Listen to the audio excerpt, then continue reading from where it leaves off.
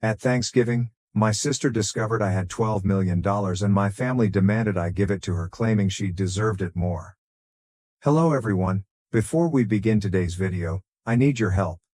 We've noticed that the channel is losing traction, and subscribing is one of the best ways you can help us. It's quick, free, and allows us to continue bringing you great content. Your support means everything. Let us keep this channel growing collectively. Thank you very much. Now, let's begin the video. Using a throwaway for obvious reasons, with certain specifics modified to preserve anonymity. So I'm Sarah, 38, female, and I need to get this off my chest. Do you know those family dynamics in which one child can do no wrong while the other appears to be invisible? Yes, welcome to my life. Everything was very typical until I was 8. I was an only kid, and while my parents were not particularly warm and fuzzy, they were present, I suppose. Mom would help me with my homework, and Dad would occasionally take me fishing on Lake St. Clair. We weren't the Brady Bunch, but we were fine. Then came the night that would change everything. I recall my Aunt Kelly showing up at 2 a.m. and telling me to pack a suitcase because Mom was in the hospital. My sister, Rachel, was on her way, but something was wrong. She wasn't meant to arrive for another 2 months. The following few weeks were a flurry of hospital visits and hush chats. Rachel was really little. She looked like one of my baby dolls, but with all these tubes and cables, I wasn't allowed to touch her or get too close. That was the first time I felt it, an invisible wall forming between me and the rest of my family. When they eventually brought Rachel home, our house turned into a sterilized bubble. Mom had an obsession with germs. I'm talking industrial-strength disinfection throughout, hand sanitizer stations in each room, and constant cleaning. The harsh odor of bleach still causes me distress to this day. But here's the bit that really messed me up. Whenever I showed the slightest symptom of illness, I was whisked off to either Grandma Marie's or Aunt Kelly's house. I mean every time. Sneeze once, pack your bags. A mild cough, you're off to see Grandma. At first, I thought it was enjoyable. Grandma Marie would make cookies, and Aunt Kelly had a fantastic collection of Nancy Drew books that I was working my way through. But children are not stupid. After a while, you begin to understand what is actually going on. You are not being sent away on adventures. You are being handled as a threat. As if your entire existence could damage your beloved sister. I tried everything to gain their attention in a healthier manner. Honestly, everything? Got all A's? Mom would scarcely look up from Rachel's most recent doctor's appointment calendar. Won first prize in the scientific fair with a project about renewable energy. Dad just asked if I could store the display board in the garage since Rachel is allergic to cardboard dust. Is this even a thing? The real kicker came when I was 12. For months, I'd been practicing for the school talent show, teaching myself to perform Bridge Over Troubled Water on the piano. I know it's a little too obvious. Rachel had a 99.1 degree Fahrenheit fever on the night of the show. Guess who did not have anyone in the audience? Meanwhile, 2 weeks later, the entire family, including both sets of grandparents, attended Rachel's 15-minute flute recital, during which she essentially killed hot cross buns. Rachel immediately learned how to use the system. By the age of 7, she had outgrown any real health difficulties, but that didn't stop her from performing. Headache? Must remain home from school. Feeling tired? Someone else, guess who, should perform her tasks. Worried about a test? Mom would literally call the school to have the deadline extended. I began spending more and more time in my room, immersed in books about art history and antiques. It's funny how life works out sometimes. My room became my sanctuary, mostly because Rachel claimed she was allergic to my lavender air freshener, so it was the only place she wouldn't go. Do you know what is actually wrong? When she pretended to be sick, a part of me felt grateful. At the very least, I'd be taken to Grandma Marie's, where someone would ask about my day or be interested in what I was about. Grandma was the one who sparked my interest in vintage jewelry. She had an incredible collection of costume pieces that she let me organize and catalog. I suppose I should have regarded it as prophetic. The worst thing wasn't even the clear favoritism. It was how they rewrote history to excuse their actions. Rachel just needs more attention because she had such a rough start. Sarah's always been so independent. Sarah understands that her sister has special needs. Number I did not comprehend. I was a child who didn't understand why having a good immune system made me less deserving of love. Looking back, I can see how these years shaped me. The persistent message that I was somehow unsafe or inconvenient to be around doesn't just go away. But hey, at least it taught me to be self-sufficient. When no one checks your homework or cares about your triumphs, you quickly learn to be your own cheerleader. High school, the majority of people either loved or loathed it. Me, I regarded it as a ticket out. While Rachel was establishing her drama empire in middle school, I was laying the groundwork for my own escape. And let me tell you, nothing inspires you to accomplish more than knowing that no one will do it for you. Remember how I said I spent hours sorting Grandma Marie's jewelry collection? That taught me a valuable lesson: the need for systematic organization and attention to detail. In high school, I approached everything with the same perspective. My desk at home resembled something out of an organization magazine: color-coded notes, meticulously organized study plans, and everything had its place. Rachel teased me about it, calling me Rain Man. Very great, sis. But here's the thing about being invisible: no one is monitoring your failures or successes. So do whatever the heck you want. I joined every club that would not interfere with my part-time employment at Carson's Diner. Thank you to Carol, the owner, for remembering my birthday when my own parents had forgotten. Debate team? Check. Who is the National Honor Society president? Check. Who is the editor-in-chief of the school newspaper? Check. The debate team was when I truly found my voice. There's something quite rewarding about shattering someone's argument while maintaining complete composure. It also taught me how to negotiate, which I didn't realize at the time but would be useful later. I've won states twice. Rachel had major soccer games, therefore my parents were unable to attend both competitions. She was on the C team, did not even play. The game changer the junior year was when things truly became interesting. I took the SAT and received a flawless score. Not like, oh, pretty good, perfect. I mean, perfect. 1600.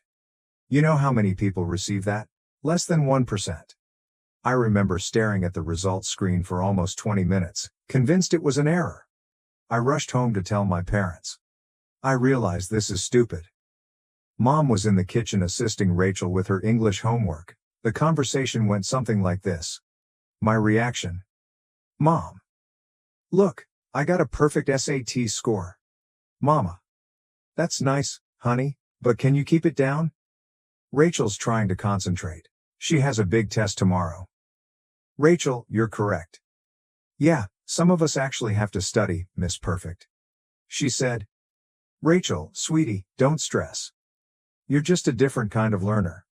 I still have the hard copy of those SAT results someplace. Never got pinned on the fridge. But Rachel's C+ in English? That infant received primo refrigerator real estate, complete with a "we're so proud of you" magnet. College applications. The college application procedure was interesting. I applied to 15 schools without informing anyone. I wrote all of my own essays, gathered my own recommendations, and handled all of the financial assistance paperwork myself.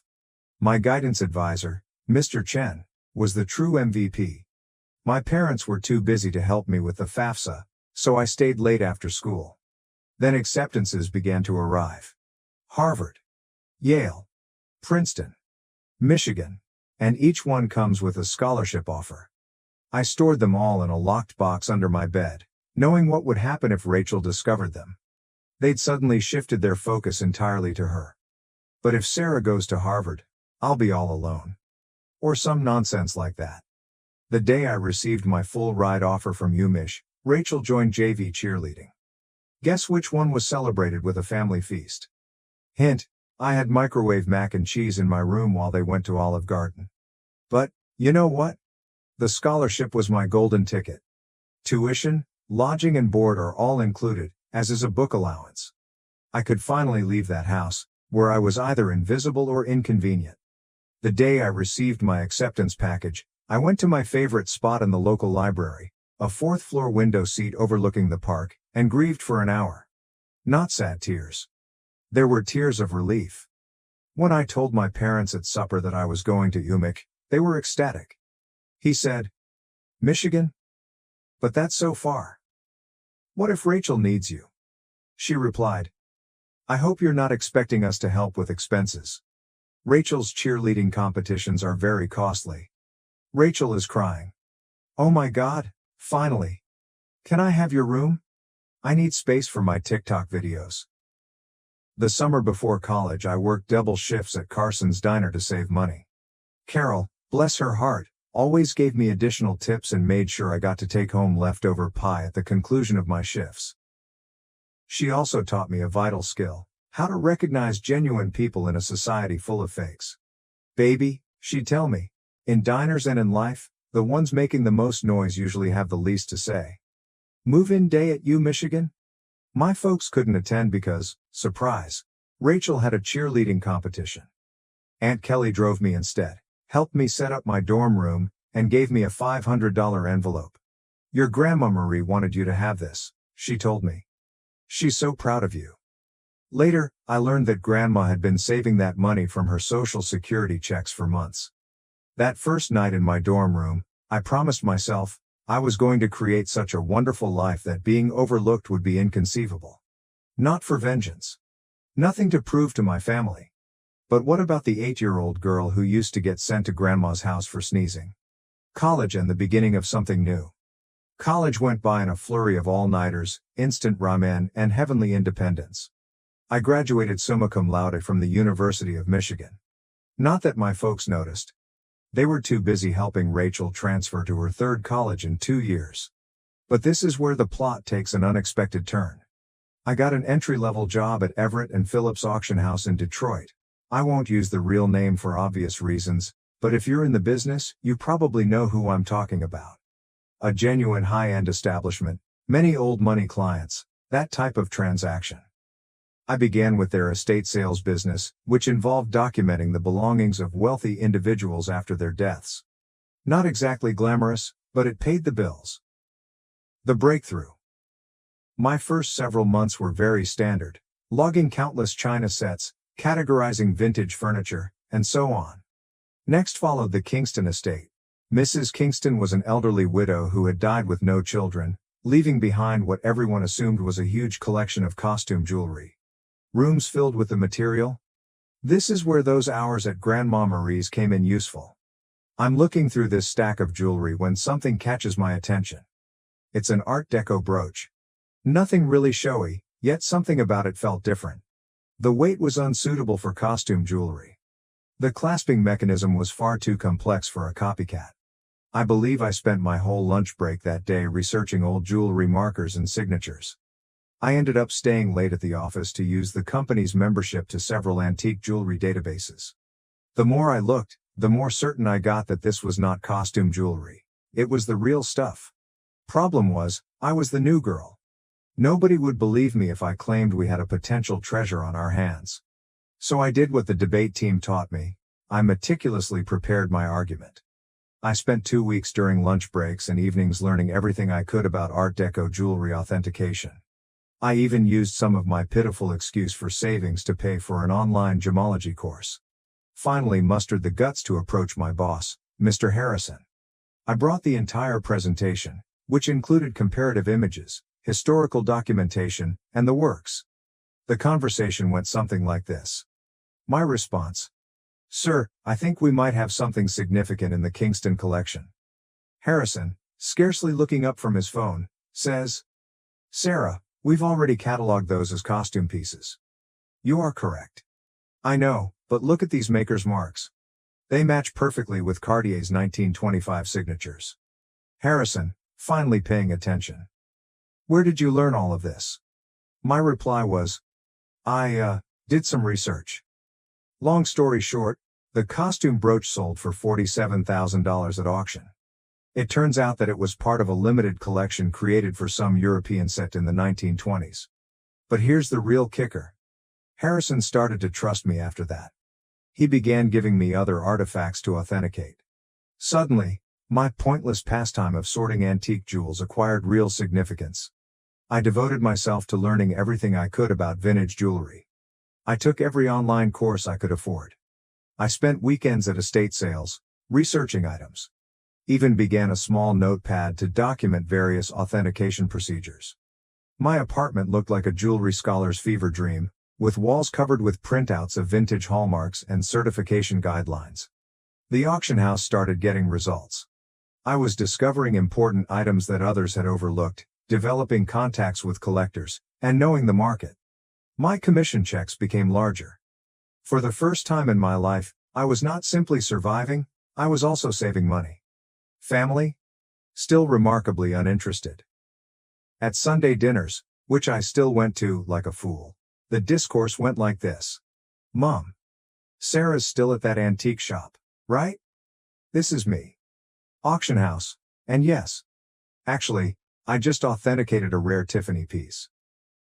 Rachel interrupts. Oh my God, speaking of jewelry. You guys have to see this charm bracelet I bought at the mall. But I didn't care anymore. For once in my life, I had discovered something wholly mine. Something I was actually excellent at. Something unrelated to being Rachel's sister or family disappointment. The Rothschild collection. Then came the Rothschild collection. This was about 2 years into my employment at the auction business. A massive estate. Old money family. There's a lot of buzz in the industry. I was part of the team that cataloged their jewelry collection. And that's when I noticed it. A fairly commonplace Art Nouveau piece that everyone else had missed. I spent 3 days investigating it. I barely slept. It turned out to be a piece from a famous French jeweler's private collection, which was supposed to have been lost during World War II. When it sold at auction for $238,000, Harrison summoned me to his office. I believed I was being promoted. Instead, he said something that completely changed the situation. Sarah, you're wasting your talent here. You should be running your own authentication business. Initially, I shrugged it off. Me? Start a business? With what money? However, the notion took root. I began doing modest freelance authentication projects on the side. Word spread that I had a terrific site. Private collectors began contacting us directly. One night, I was sitting in my modest apartment, surrounded by jewelry manuals and authentication tools that I had gradually accumulated, when I had an epiphany. This is something I could actually do. I could create anything on my own. So I did what any reasonable person would do. I took out a large debt against my car. I emptied my savings account. I rented a small office space in a less desirable area of town. People believed I was insane. Perhaps I was. I transformed a storage room above a Chinese restaurant that was about the size of a college dorm room. The rent was low because it always smelled like Kung Pao chicken, and the Wi-Fi only functioned if you sat in the corner by the window. But it was mine. The struggle. The first few months were interesting, and by interesting, I mean scary. I'd awaken at 4 a.m. with cold sweats, calculating how many months till my savings ran out. Loan payments felt like a rope around my neck. My office furnishings comprised of, I purchased a card table from Goodwill. A chair I literally found on the curb. Don't worry, it was thoroughly cleaned. However, in the world of high-end jewelry, reputation and contacts are everything. And my experience at the auction house provided me with both. I started small by doing authentication work for local antique dealers. My fees were lower than the larger organizations, but my attention to detail was becoming known. Word spread. 6 months later, a watershed moment occurred. A dealer I had dealt with at the auction house inquired about a collection of Victorian-era brooches. The owner requested confirmation before selling. It turned out to be a massive collection, with pieces from 3 generations of families. I worked on it for 2 weeks straight, rarely sleeping and documenting everything.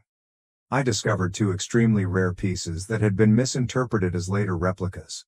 The owner was so delighted with my detailed analysis that she not only paid my fee, but also offered me a 10% commission when the piece sold. Was that a commission? $86,000. More money than I had earned in the preceding 2 years combined. Suddenly, my phone rang. A lot. Private collectors have heard about my knack for finding missed pieces. Estate lawyers seeking advice on inherited jewelry. Even my previous auction house began sending me authentication work. I'm quite sure Harrison was secretly helping spread the news. Thanks, boss. Scaling up. By year 2, I'd hired my first employee, Jenny, a fresh gemology graduate who reminded me much too much of myself at that age. She was extremely intelligent, yet she was neglected since she was quiet. She is now my head of authentication and is well worth her weight in gold. The firm expanded quicker than I could have predicted. Moved to a proper office downtown, goodbye, Kung Pao chicken odor. Created a team of specialists. I've earned a reputation for finding misplaced items. You wouldn't believe how many important historical jewelry items get misinterpreted as costume jewelry in people's attics. Keeping it secret from my family. However, success came with its own set of obstacles. The bigger we became, the harder it became to keep it a secret from my family. They still thought I worked in an antique shop.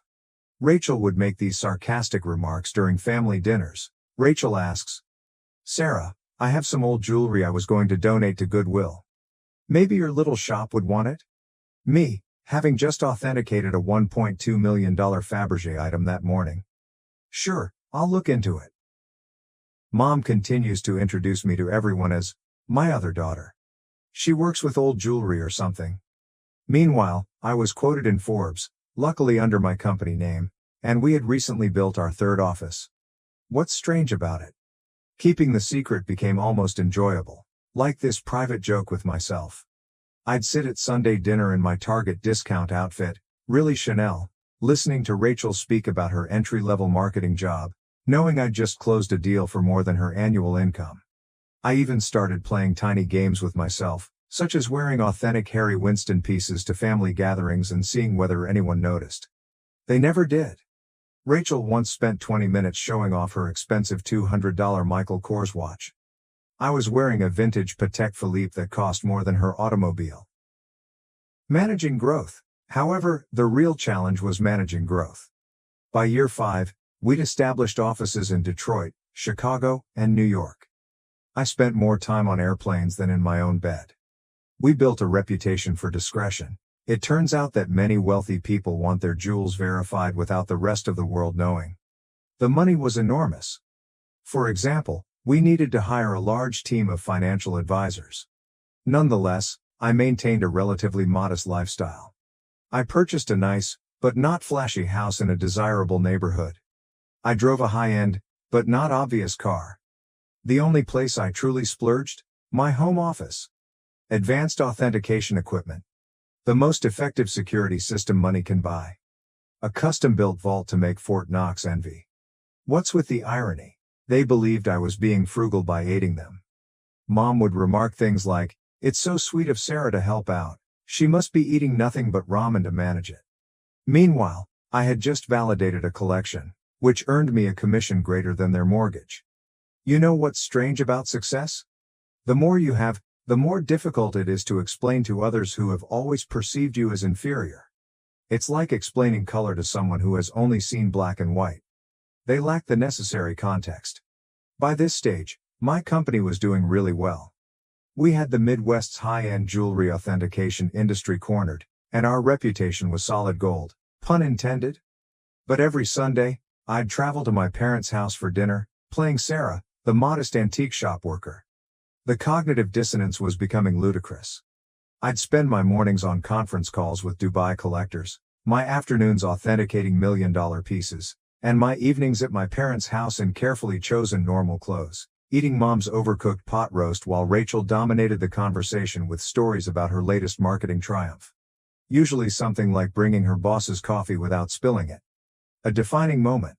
One Sunday is very memorable in my mind. I had just completed a huge transaction, authenticating a missing Cartier piece that had been resting in someone's safe deposit box for 40 years. Was it just the commission? 7 figures. I drove directly from the meeting to my parents' place, still euphoric from the successful authentication. She said, "Sarah, honey, is everything okay? Your clothes are looking a bit worn." "Oh, trying to save money," I said, wearing a $3,000 cashmere sweater that I had purposefully chosen for its subtle appearance. Rachel responded, "Well, if you'd gotten a real job instead of playing with old jewelry. Your dad." Rachel, be nice, not everyone can be as successful as you. I almost choked on my pot roast, trying not to laugh. The anonymous transfers monthly payments to my parents began about this time. Aunt Kelly informed me that they were struggling to pay Rachel's educational loans and medical bills. Mom casually stated that they might have to sell the house. I couldn't let that happen. Despite everything, it was still the home I grew up in. So I initiated an anonymous monthly transfer of $5,000 to their account. When asked, I said I was giving $1,000 by living on rice and beans. They imagined the rest came from Aunt Kelly or another family. Rachel, of course, claimed responsibility for inspiring family members to help. Watching Rachel spend my money. The money was helpful, but it also had unexpected consequences. My parents began treating me with a strange combination of sorrow and patronizing pride.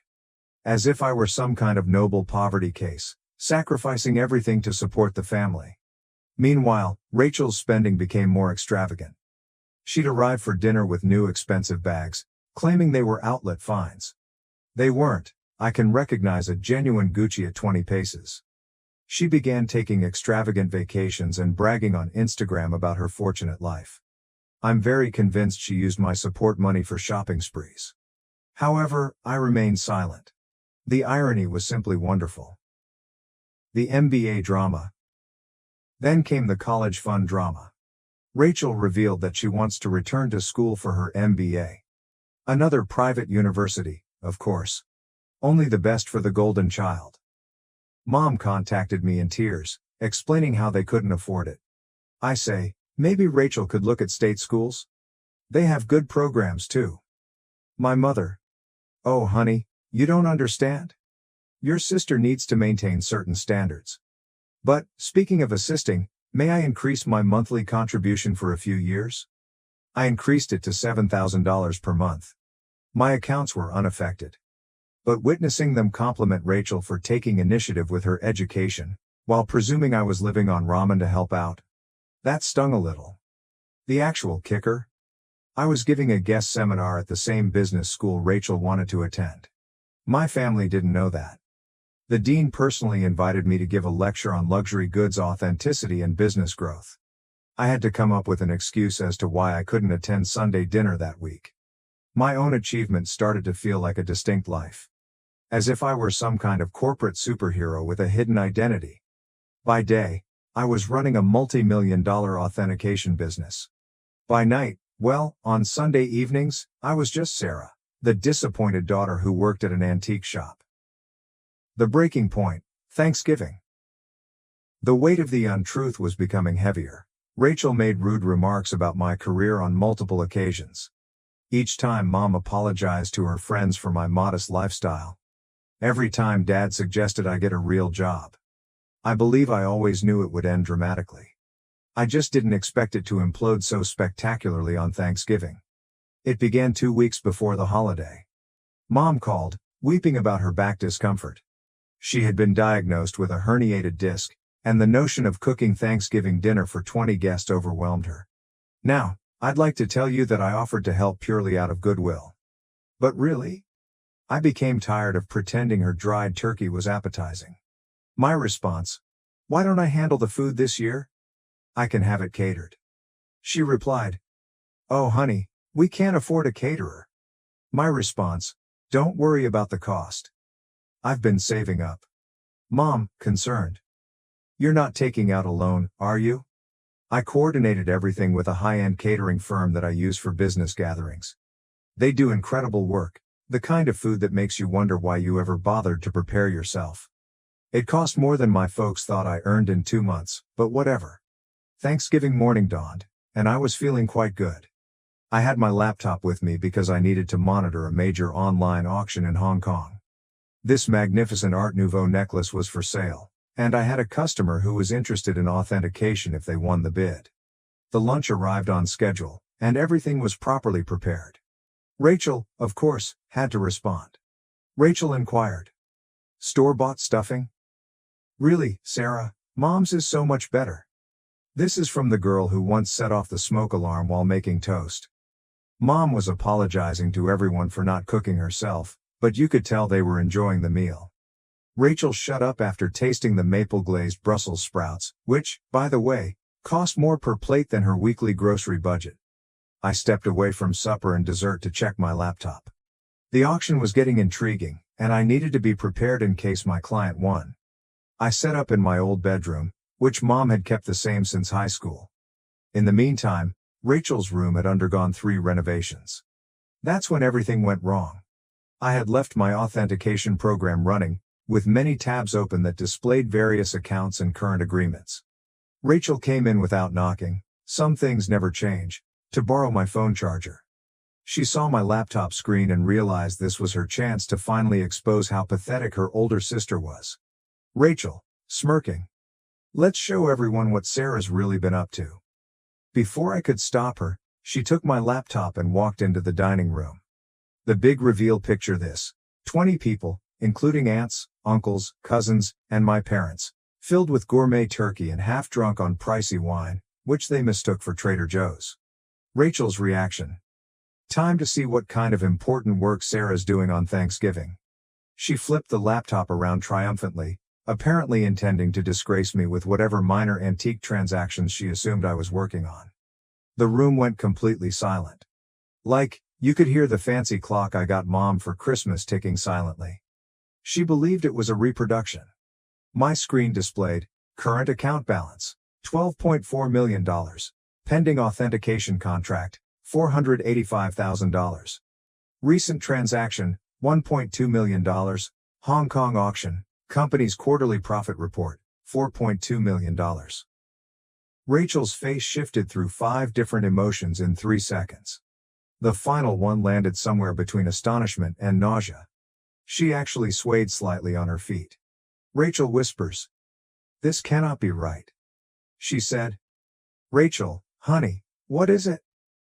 Rachel, voice cracking. She's rich. Sarah's rich. Chaos ensues. If it was possible, the hush deepened even farther. Then Mom began giggling, really laughing. She said, "Don't be silly. Sarah works at that little antique shop." I rose up carefully, straightening out my basic cashmere sweater, which cost more than their monthly mortgage. Me? Yes. Actually, Mom, I own one of the largest jewelry authentication companies in the country. For years. Those antique shop comments? I authenticate pieces worth millions. That little business you never asked about? It has offices in 3 cities. Dad choked on the liquor. Aunt Kelly dropped her fork. Uncle Mike began coughing terribly. Then Mom's laughing transformed into something else. Her face turned red, then purple. She stood up so quickly that her chair tumbled over. Mom screams, "You have millions, and you let us struggle?" My response. "Struggle? I send you $7,000 every month." She replied. "While sitting on millions? Your sister has student loans." So there it was. Instead, congratulations. Not, "Wow, we're so proud." Just outraged that I hadn't given them more money. Rachel began to cry. Surprising, I know. Sobbing about how she deserved to know, and how I had betrayed the family. Dad joined in. My dad. "How could you be so selfish? We're your parents. We raised you." That was when I lost it. Years of being disregarded. Years of dismissal. Years of being considered as a family disappointment. Everything poured forth. My response. Raised me? You shipped me off to grandma's every time I sneezed. You missed every achievement, every award, every milestone, because Rachel might feel left out. You never saved a penny for my college but took out loans for her private school. And now, you're mad that I built something for myself. The following 5 minutes were chaotic. Mom screamed about family obligations. Dad is yelling about ungrateful children. Rachel alternated between sobbing and demanding to know just how much money I had. Meanwhile, the fancy catering team attempted to serve dessert while seeming exceedingly uncomfortable. I grabbed my laptop, took my Hermes bag, which Mom had previously commended as a nice replica, and walked out. Behind me, I could hear Mom discussing how to spend my money, something about Rachel's MBA and a new car. As I went home in my sensible automobile, a limited edition BMW, my phone started filling up with texts. The family group chat burst. Rachel began posting on Facebook about hidden family wealth and selfish siblings. The aftermath. The days after Thanksgiving were like watching a cyclone hit in slow motion.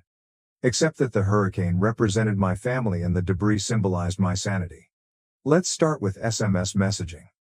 Within 1 hour of leaving supper, my phone had 47 missed calls.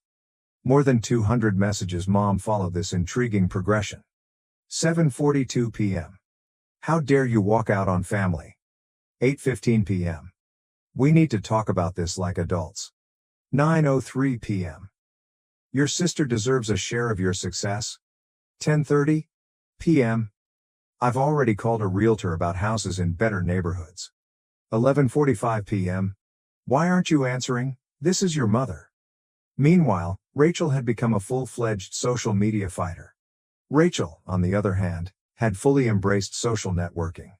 She wrote an enormous rant on Facebook about how her millionaire sister had been hoarding wealth while watching her beloved family struggle. The comments section was insane. Distant cousins and former high school classmates, whom I hadn't spoken to in years, suddenly formed strong ideas about my moral character. But this is the bit that really grabbed me. Rachel actually posted, "All those years of me trying to help Sarah's career, giving her advice about moving up from that little antique shop, and she was secretly wealthy." The betrayal hurt so much I nearly threw my phone across the room. What was the only career advice she ever gave me? I suggest I try selling jewelry on Etsy. If you're unfamiliar with the term, flying monkeys occur when toxic family members send others to guilt trip you. Aunt Susan, whom I saw maybe once every 3 years, called to inform me that family is everything. Uncle Bob, who I'm pretty sure still believes I'm 12, emailed me a lengthy lecture on the importance of sharing wealth.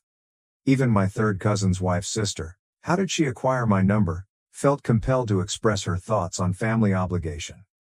But the real fun began when they arrived at my workplace. I arrived in on Monday morning to find Mom, Dad, and Rachel sitting in our reception area.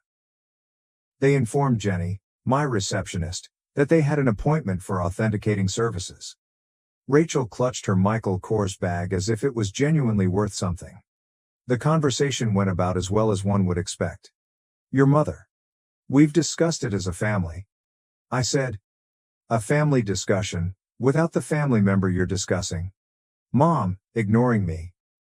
"And we think it's only fair that you set up trust funds for everyone." Rachel responds, "I need at least $2 million to start my new life properly." Dad said, "And your mother and I would like to retire. We're thinking a beach house in Florida." This is me. "Did you miss the part where I've been sending you $7,000 monthly?" Rachel responds, "That's nothing compared to what you have. You owe us." You're thinking, I owe you? For what, exactly? The years of being ignored? The missed graduations? The constant comparisons? Mama. Don't be dramatic, Sarah. We gave you everything. My response. No. I gave myself everything, and you know what? I'm done. Right there in my own office lobby, I took out my phone and canceled the monthly transfers to their account. Mom gasped as if I'd slapped her. Rachel began her phony crying performance, but quickly stopped when she saw it wasn't working. Then things became ugly. They refused to leave. I had to contact security. Seeing my 60-year-old mother being dragged out while yelling about ungrateful children was bizarre. Jenny asked whether I wanted to press charges. I said no. However, I did have their names placed on the building's do not admit list. The harassment lasted for weeks. New telephone numbers. Fake email addresses. Even tried to contact me through my company's customer service. I finally had to issue a formal legal notice, threatening harassment charges. Mom then played her final card. She called Grandma Marie, but here's the thing about Grandma Marie, she is wiser than all of them together. How did she respond? Good for Sarah. About time someone in this family succeeded on their own terms. Mom did not speak with her for 2 months after that. It has been 6 months since Thanksgiving. I relocated to a new home, with better security. I changed all of my numbers. What about the company? We are doing better than ever. It turns out that my family problems attracted several high-profile clients who respected my caution in the circumstance. Rachel continues to write passive-aggressive updates about toxic wealth and family betrayal. According to what I've heard, she is beginning her own jewelry authentication firm. Good luck on that. Mom and Dad finally stopped trying to contact me when my lawyer wrote them an official letter outlining how the harassment charges would affect their lives. They're now informing everyone that they never wanted my money anyway, and that they're praying for my salvation. What's the best part? For the first time in my life, I feel liberated. No more Sunday dinners full of sly insults. No more downplaying my accomplishments to spare their feelings. No longer financing for the Rachel show. My therapist believes I am finally establishing healthy limits. I say, I am finally living authentically. So, that is my story. Reddit? Thanks for allowing me to share it. Special thanks to the catering firm, who sent me a Christmas letter stating that the Thanksgiving meal was the highlight of their year. Edit, responses to common questions. Yes, I am still. Hello everyone, I am the owner of this channel and I am the creator of these videos. Subscribe.